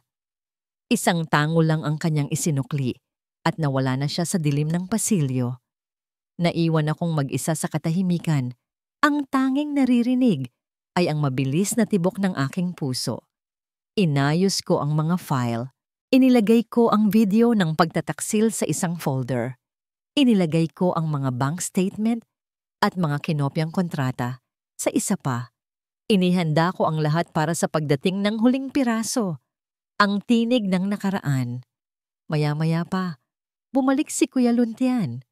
Handa na si Mang Ben, sabi niya. Ilang sandali lang, tumunog muli ang kanyang telepono. Si Attorney Morales, nakuha na niya. Ipinadala na niya ang audio file. Binuksan ni Kuya ang kanyang email. At doon, naroon ito. Isang file na may pangalang Althea's Justice. Handa na ang lahat. Ang patibong ay nakalatag na. Ang kailangan na lang ay ang pain. Sabay kaming lumabas ng opisina. Ang paglalakad pabalik sa party ay ang pinakamahabang paglalakad sa buong buhay ko. Bawat hakbang ay mabigat. Ang masayang musika ay parang isang panunuya. Ang mga ngiti at tawanan ng mga bisita na walang kamalay-malay ay parang mga eksena mula sa ibang pelikula. Nakikita ko sila. Si Amihan, tumatawa habang kausap ang kanyang mga abay. Ang reyna ng gabi, si Angelo, nakatayo sa tabi ni Ricardo Valderrama, isang ngiti ng tagumpay ang nasa kanyang mga labi na para bang pag-aari na niya ang mundo. At si Ricardo, nakatingin siya sa paligid. Ang kanyang mga mata ay puno ng pagmamataas ng isang mananakop na nakamit na ang kanyang matagal nang inaasam na gantimpala. Inakala nilang nanalo na sila. Akala nila ang gabing ito ay ang kanilang koronasyon. Hindi nila alam, ito pala ang kanilang paglilitis. Ang aking mga mata ay naghahanap sa gitna ng karamihan at nakita ko siya. Si Ginang Liwayway del Fuego. Nakaupo siyang mag-isa sa isang mesa sa gilid, tahimik na nagmamasid. Nagtama ang aming mga mata. Sa maikling sandaling iyon, nakikita ko ang lahat sa kanya. Ang takot, ang pagsisisi, at ang isang kislap ng pag-asa. Dahan-dahan, halos hindi mahahalata. Tumango siya sa akin. Iyon na ang hudyat na kailangan ko. Sakto namang huminto ang tugtog. Umakyat ang MC sa entablado. At ngayon mga kaibigan, bago natin ipagpatuloy ang sayawan, pakinggan naman natin ang ilang mga mensahe para sa ating bagong kasal. Ito na. Bago pa man makapagsalita ang MC, nagsimula na akong maglakad patungo sa entablado. Ang lahat ng ingay sa paligid ko ay naglaho. Ang tanging naririnig ko ay ang aking sariling paghinga. Kinuha ko ang mikropono mula sa kamay ng nagulat na MC. Magandang gabi po sa inyong lahat. Nagsimula ako. Ang aking boses ay umalingaw-ngaw sa buong hardin. Lahat ng pag-uusap ay huminto. Lahat ng mata ay napunta sa akin. Ako po si Hiraya Montesillo, ang kapatid ng groom at asawa, ng isa sa mga pinakamalapit sa bride. Nakita kong nagbago ang ekspresyon ni Angelo at Amihan. Ang kanilang mga ngangiti ay bahagyang kumupas, napalitan ng pagkalito. Si Ricardo ay nakatitig sa akin. Ang kanyang mga mata ay naniningkit. Bago po tayo magbigay ng mga tradisyonal na mensahe, patuloy ko. Meron po akong isang espesyal na regalo para sa bagong kasal. Isang kwento. Ngumiti ako. Isang ngiti na walang bakas ng anumang saya. Isang ngiti na malamig at matalim. Gusto kong ibahagi sa inyo ang isang kwento ng pag-ibig. Isang kwento tungkol sa sakripisyo, tungkol sa mga pangarap, tungkol sa pagtataksil, kasakiman, at pagpatay.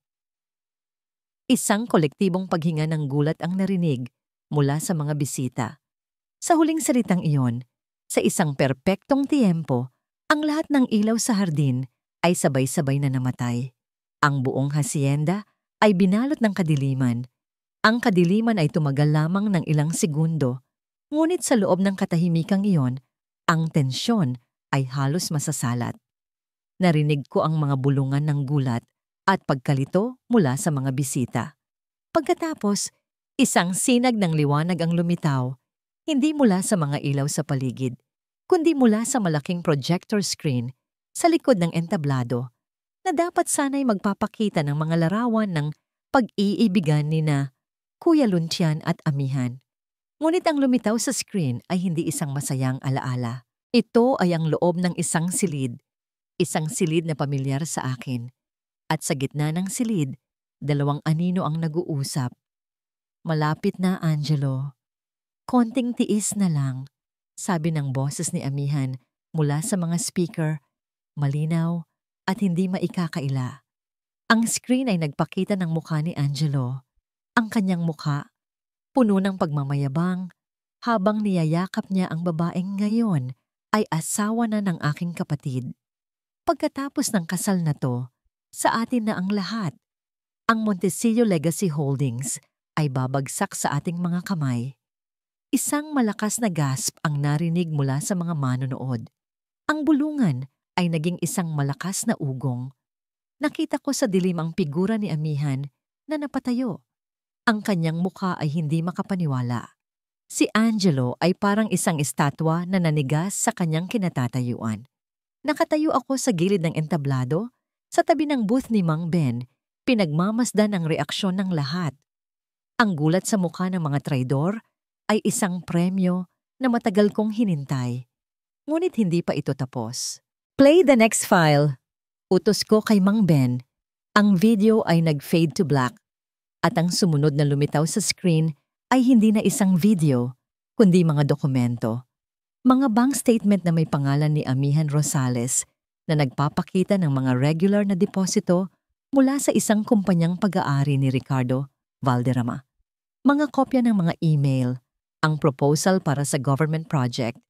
Ang bawat isa ay parang isang suntok sa mga bisita na marami sa kanila ay mga kasosyo namin sa negosyo. Narinig ko ang boses ni Ricardo Valderrama. "Patayin ninyo yan! Anong kalokohan ito?" Sigaw niya, sinusubukang tawagin ang atensyon ng security ng hasyenda. Ngunit ang security ay hindi na sumusunod sa kanya. Sumusunod sila sa akin. Hinarangan nila ang kanyang daan nang subukan niyang umalis. "Hindi pa kami tapos, Ricardo." Sabi ko mula sa mikropono na hawak ko na ngayon, ang aking boses ay malamig at matatag. Ang lahat ng ito ay negosyo lang. Ngayon, pag-usapan naman natin ang isang bagay na mas personal. Lumingon ako kay Mang Ben. Tumango ako. Nakatayo pa rin ako sa entablado, nakatingin sa mga mukha ng mga taong sumira sa aming pamilya. Nakita ko ang takot sa mga mata ni Amihan, ang galit at pagkalito sa mga mata ni Angelo. At kay Ricardo, nakita ko ang isang bagay na mas malalim, isang dahan-dahang pagkatanto na ang kanyang perpektong plano ay gumuho na. Mayroon pa kaming isang huling regalo. Sabi ko sa mikropono, ang aking boses ay nanginginig, ngunit puno ng lakas na hindi ko alam na mayroon ako. Isang boses mula sa nakaraan. Isang static na tunog ang unang narinig mula sa mga speaker. Pagkatapos, isang tunog ng isang lumang tape recorder na nagsimulang umikot. At pagkatapos, isang boses. Ang boses ng aking ina, si Althea. "Althea, bakit mo ginagawa to, Ricardo? Magkaibigan tayo. Pinagkatiwalaan ka ng asawa ko." Ang buong hardin ay napuno ng isang nakabibinging katahimikan. Maging ang hangin ay tila huminto sa pag-ihip. "Ricardo, recording. Pagkakaibigan? Walang pagkakaibigan sa negosyo, Althea. Ang asawa mo ang kumuha ng dapat ay sa akin. At ngayon, babawiin ko lang ang nararapat. Althea, recording. Hindi ko hahayaang sirain mo ang pamilya ko. Alam ko na ang lahat. Sasabihin ko ang totoo." Nagkaroon ng isang saglit na katahimikan sa recording. At pagkatapos, ang mga salitang nagpabago sa lahat. Ang mga salitang naghihintay ng 20 taon para marinig. "Ricardo, recording. Kung ganoon, pasensya na. Althea had to go. She knew too much." Ang pag-amin, malinaw. Walang duda. Bago pa man matapos ang recording, ang katahimikan ay binasag ng tunog ng mga sirena ng pulis. Mabilis at papalakas. Mula sa madilim na pasukan ng hasyenda, bumuhos ang mga pulis. Ang kanilang mga flashlight ay tumututok sa 3 tao sa gitna ng lahat. Sina Ricardo, Angelo at Amihan. Nagsimula ang kaguluhan. Sinubukan ni Ricardo na tumakbo, ngunit wala na siyang mapupuntahan. Si Amihan ay napaluhod na lang sa damuhan. Ang kanyang magandang bestida ay nabahira ng putik. Umiiyak at sumisigaw na wala siyang kasalanan. At si Angelo ay hindi gumalaw. Nakatayo lang siya roon, nakatingin hindi sa mga pulis, kundi sa kanyang ina. Si Ginang Liwayway na nakatayo sa di kalayuan. Sa kanyang mga mata, nakita ko ang isang tanong. Isang tanong ng isang anak na sa wakas ay naintindihan na ang ina na akala niya'y kinakampihan siya ay siya palang naglagay ng huling pako sa kanyang kabaong. Isang patak ng luha ang dumaloy sa pisngi ni Ginang Liwayway. Hindi ito luha ng kalungkutan, kundi luha ng katarungan. Habang isinusakay sila sa police car, dumaan si Angelo sa harap ko. "Hiraya," sabi niya, "ang boses ay puno ng pait." "Bakit?" Tinitigan ko siya ng diretso sa mga mata. Ang lahat ng pagmamahal na minsan kong naramdaman para sa kanya ay abo na lang. "Dahil ang hustisya," sabi ko, "ay mas matimbang kaysa sa pag-ibig na puro kasinungalingan." Ilang linggo na ang lumipas mula sa gabing iyon. Ang gabing dapat sana'y isang masayang kasalan, ngunit naging isang malagim na paglilitis. Ang Hacienda de Esperanza, na dati simbolo ng masasayang alaala, ay nabalot ng katahimikan. Ang mga bulaklak na inayos para sa kasal ay matagal nang nalanta. Ang bawat araw ay isang laban. Ang mga balita sa telebisyon at dyaryo ay walang tigil sa pag-uulat tungkol sa kasal ng eskandalo. Ang pangalan ng aming pamilya at ang pangalan ng mga Del Fuego at Valderrama ay nasa bibig ng lahat.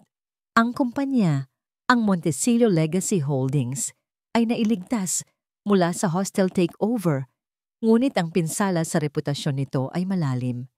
Kami ni Kuya Luntian ay halos sa opisina na ng aming ama nakatira. Magkasama naming hinarap ang lahat.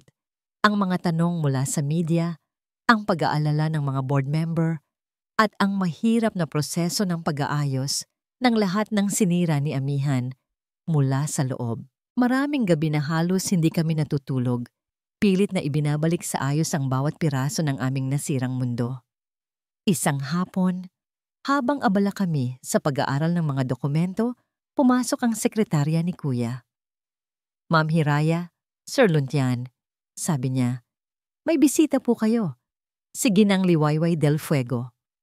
Nagkatinginan kami ni Kuya. Simula noong gabing iyon, hindi na namin siya nakita o nakausap. "Papasukin mo siya," sabi ni Kuya Luntian. Pumasok si Ginang Liwayway. Malaki ang ipinagbago niya. Ang dating eleganteng babae ay tila tumanda ng 10 taon. May mga maitim na bilog sa ilalim ng kanyang mga mata. At ang kanyang mga balikat ay tila binibigatan ng buong mundo. Ngunit sa kanyang mga mata, may isang bagong kapayapaan. "Luntian, Hiraya," bati niya. Ang boses ay mahina. "Salamat sa pagtanggap sa akin." Tumayo ako. "Tita Liwayway," sabi ko, "hindi alam kung ano ang dapat sabihin. Pumunta ako rito para magpaalam," sabi niya. "Aalis na ako. Magsisimula ako ng bagong buhay sa probinsya, malayo sa lahat ng ito." Tumingin siya sa akin, at sa kanyang mga mata, nakita ko ang isang malalim na kalungkutan. Pumunta rin ako rito para humingi ng tawad. Patawad, Hiraya, dahil sa ginawa ng anak ko. Patawad dahil sa lahat ng sakit na idinulot niya sa'yo. At patawad dahil inilagay ko kayo sa panganib. "Ginawa niyo po ang tama," sagot ko. "Binigyan niyo kami ng hustisya." Umiling siya. Ang hustisya ay may katumbas na sakit. Isang mahabang katahimikan ang namagitan sa amin. Nabisita ko na si Angelo sa kulungan. Hindi niya ako kinakausap. Marahil hindi niya ako mapapatawad kailanman. At naiintindihan ko, ngunit kailangan kong gawin ang tama para sa kaibigan ko, para sa nanay mo. Naglakad siya patungo sa bintana, nakatanaw sa malayo. Ang pagmamahal ng isang ina ay kayang gawin ang lahat. Minsan, para protektahan ang isang anak, nagbubulag-bulagan tayo. At minsan, para sa mas malaking katotohanan, kailangan nating isakripisyo kahit ang sarili nating puso. Naramdaman ko ang bigat ng kanyang mga salita. Ang kanyang desisyon ay hindi madali. Isang desisyon na wawasak sa kanya habang buhay. Bago siya umalis, may iniabot siya sa aking isang lumang sulat. "Ito, mula ito sa nanay mo. Ipinadala niya ito sa akin kasama ng susi. Sabi niya, kung sakaling may mangyaring masama sa kanya, basahin ko raw ito. Pero hindi ko binuksan. Patuloy niya. Dahil alam ko, hindi ito para sa akin. Para sa iyo ito, Hiraya. Ang kanyang huling habilin. Kinuha ko ang sulat. Pagkaalis niya, dahan-dahan ko itong binuksan. Ang papel ay lumana at ang sulat kamay ni Mama ay pamilyar at masakit tingnan. Mahal kong Hiraya, kung binabasa mo ito, ibig sabihin ay wala na ako. Huwag kang iiyak, anak. Nabuhay ako ng masaya dahil sa inyo ng kuya mo. May mga bagay na malalaman mo tungkol sa akin, tungkol sa mundo, na maaaring magdulot sa iyo ng sakit. Huwag mong hayaang baguhin ka nito. Huwag mong hayaang patigasin ng galit ang iyong puso. Ang pinakamalaking paghihiganti ay hindi ang pagbagsak ng iyong mga kaaway, kundi ang pagpili mong maging masaya sa kabila ng lahat. Magpatawad ka, hindi para sa kanila, kundi para sa sarili mo. Ang pagpapatawad ang magpapalaya sa iyo. Mahal na mahal kita, aking munting Hiraya. Ang aking pangarap. Niyakap ko ang sulat sa aking dibdib. Ang mga luha ay muling dumaloy. Ang mga salita ng aking ina ay isang balsamo sa aking sugatang puso. 1 taon ang lumipas. Ang mga legal na laban ay natapos na. Sina Ricardo, Angelo at Amihan ay napatunayang nagkasala at nahatulan ng mahabang pagkabilanggo. Ang ingay ng eskandalo ay unti-unti nang humupa. Ang Montesillo Legacy Holdings ay muling bumangon, mas matatag kaysa dati, sa ilalim ng pamumuno ni Kuya Luncian. At ako? Natagpuan ko ang sarili kong direksyon. Itinatag ko ang Althea Foundation, isang charity na tumutulong sa mga single mothers at mga biktima ng pang-aabuso. Isang paraan para ipagpatuloy ang legado ng aking ina ng pagtulong at pagmamahal. Isang maaraw na hapon, habang tinitingnan ko ang construction site ng aming unang community center, dumating si Kuya Luntian. Mukhang mas magaan na ang kanyang pakiramdam ngayon. May ngiti na ulit sa kanyang mga labi na umaabot na sa kanyang mga mata. Kamusta ang paborito kong foundation head? Bati niya. Ngumiti ako. Ayos lang kuya, medyo busy, pero masaya. May gusto sanang kumausap sa'yo. Sabi niya, may kakaibang kislap sa kanyang mga mata. Kanina pa siya naghihintay, the project architect. Lumingon ako at nakita ko ang isang lalaking papalapit sa amin. Matangkad, nakangiti, at may dalang isang rolyo ng blueprints. Siya ang arkitekto ng proyekto. Isang taong madalas kong kamiting. Ngunit ngayon ko lang talaga nakita. Nang malinaw, malayo sa stress ng trabaho, ang araw ay papalubog na, nag-iiwan ng ginintuang kulay sa kalangitan. Nakatayo ako sa gitna ng construction site, pinagmamasdan ang mga pundasyong nagsisimula ng mabuo. Bawat bakal na itinatayo, bawat sako ng sementong ibinubuhos ay parang isang simbolo.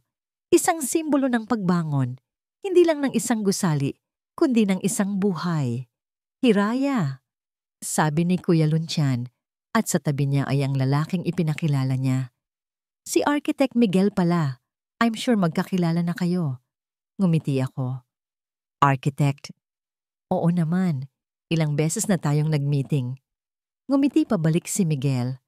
Ang kanyang mga mata ay malumanay at may sinseridad sa kanyang ngiti na matagal ko nang hindi nakikita sa iba. Please, Miguel na lang, sabi niya. Lagi tayong nasa formal meeting. Ngayon ko lang yata kayo nakitang nakarelax. Ganoon din ako sa'yo, sagot ko. At sa unang pagkakataon, sa loob ng mahigit 1 taon, naramdaman kong natural ang aking pagtawa. Pasimpleng tumikhim si Kuya Luntian. Sige. Iiwan ko muna kayo. May aasikasuhin pa ako sa opisina. Tinapik niya ako sa balikat at kinindatan bago siya tumalikod. Alam ko ang ibig sabihin ng kindat na yon. Pagkatapos ng lahat ng pinagdaanan namin, ang tanging gusto niya ngayon ay ang makita akong muling maging masaya. Naiwan kaming dalawa ni Miguel, nakatayo sa gitna ng aming pinagsasamahang pangarap. Ang ganda ng lugar na ito, sabi niya, inililibot ang kanyang tingin. Ramdam mo ang pag-asa. Iyon ang goal, sagot ko. Isang lugar kung saan pwedeng magsimula ulit ang mga taong nawalan na ng pag-asa. Naglakad kami ng dahan-dahan sa paligid ng site. Ipinakita niya sa akin ang mga plano sa blueprint. Ipinapaliwanag kung saan ilalagay ang playground, ang library, ang counseling rooms. Sa paraan ng kanyang pagsasalita, alam kong hindi lang ito trabaho para sa kanya. Ramdam ko ang kanyang puso sa proyektong ito. Alam mo, nagsimula siyang muli. Medyo nag-aalangan. Noong una kong narinig ang kwento mo, ang kwento ng pamilya ninyo, humanga ako. Tumingin ako sa kanya. Humanga ako sa tapang mo. Patuloy niya. Sa kung paano mo hinarap ang lahat. Kung paano mo ginawang isang bagay na maganda ang isang napakasakit na karanasan. Hindi lahat ng tao ay kayang gawin yon. Ang kanyang mga salita ay simple. Ngunit tumagos ito sa akin. Hindi ito papuri ng isang estranghero. Ito ay pag-unawa ng isang taong nakikita ang higit pa sa iskandalong nababalita. Nakikita niya ako. Kailangan lang, mahina kong sabi. Minsan, ang tanging paraan para mabuhay ay ang lumaban. Huminto kami sa isang lugar kung saan matatanaw ang buong lupain. Ang hangin ay malamig at ang mga unang bituin ay nagsisimula ng lumitaw. Hiraya, sabi niya. At sa pagkakataong ito, lumingon siya at buong pusong humarap sa akin. Alam kong medyo mabilis at marahil ay hindi pa ito ang tamang panahon, pero kung okay lang sa'yo, gusto sana kitang ayain lumabas. May isang parte sa akin na gustong umatras. Ang sugat ng nakaraan ay nariyan pa rin. Isang peklat na marahil ay hindi na mawawala. Ang takot na magtiwala muli ay isang mataas na pader na itinayo ko sa paligid ng aking puso. Para pag-usapan pa ang proyekto, mabilis niyang dugtong na tila nahalata ang aking pag-aalinlangan. Isang kape lang, walang pressure. Tumingin ako sa kanyang mga mata. At sa mga ito, wala akong nakitang pagkukunwari. Wala akong nakitang hidden agenda. Ang nakita ko lang ay isang simpleng paanyaya. Naalala ko ang huling sulat ni Mama. Magpatawad ka. Hindi para sa kanila, kundi para sa sarili mo. Ang pagpapatawad ang magpapalaya sa'yo. At napagtanto ko, ang pagpapatawad ay hindi lang tungkol sa paglimot sa sakit. Ito rin ay ang pagbibigay ng permiso sa sarili mo na sumubok muli. Ang pagbubukas ng pinto, kahit kaunting siwang lang. Isang maliit na ngiti ang sumilay sa aking mga labi. Isang tunay at hindi pilit ng ngiti. Okay, sabi ko. Isang kape. Ang nangiti na isinukli niya ay kasing liwanag ng pag-asang dala ng paglubog ng araw. Habang naglalakad kami paalis sa construction site, palayo sa mga pundasyon ng gusali, naramdaman ko ang pagtayo ng isang bagong pundasyon sa loob ko. Ang nakaraan ay hindi na mababago. Ang sakit ay mananatiling parte ng kung sino ako. Ngunit hindi na ito ang buong kwento ko. Ang kwento ko ay isinusulat pa. At sa paglubog ng araw na ito, isang bagong kabanata ang nagsisimula pa lang, isang simula na hindi ko hinanap, ngunit marahil ay ang simula na kailangan ko. Sa pagtatapos ng ating kwento, natutunan natin na ang tunay na lakas ay hindi nasusukat sa kung paano tayo umiiwas sa sakit, kundi sa kung paano tayo bumabangon mula rito. Ang bawat pagtataksil, bawat pighati ay isang pagkakataon upang muling tuklasin ang ating sarili at maging mas matatag. Ang pagpapatawad ay hindi paglimot, kundi isang desisyon na huwag nang hayaan ang nakaraan na kontrolin ang ating kinabukasan. Maraming salamat po sa inyong walang sawang pagsubaybay sa kwento ni Hiraya at ng kanyang pamilya. Sana po ay may napulot kayong aral at inspirasyon. Ano po ang masasabi ninyo sa ating kwento. At anong klaseng kwento naman po ang gusto ninyong marinig sa susunod? I-comment nyo lang po sa ibaba. Hindi dito nagtatapos ang ating paglalakbay. Marami pa pong kwentong kasing ganda at mas puno ng aral dito sa aming channel. Kung nagustuhan nyo ang kwentong ito, i-like, i-share sa pamilya at mga kaibigan, at mag-subscribe na rin para lagi kayong updated sa mga susunod pa naming kwento. I-click nyo ang notification bell para kayo ang unang makarinig kapag may bago kaming upload. Pagpalain po kayo ng Panginoon, kayo at ang inyong buong pamilya. Hanggang sa muli.